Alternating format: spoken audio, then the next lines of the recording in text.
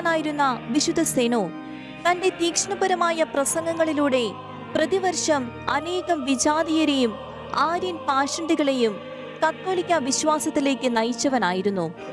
പാഷണ്ഡികൾക്ക് ചക്രവർത്തിമാരുടെ പിന്തുണയുണ്ടായിരുന്നിട്ടും bishop സെനോ സത്യവിശ്വാസത്തിനായി ധൈര്യസമേതം നിലകൊണ്ടു. സ്വയം ദരിദ്ര ജീവിതം നയിച്ച് ദരിദ്രരായ അനേകരെ അദ്ദേഹം സഹായിക്കുകയും അടിമകളുടെ സ്വാതന്ത്ര്യത്തിനായി നിർലോഭം സഹായം നൽകുകയും ചെയ്തു.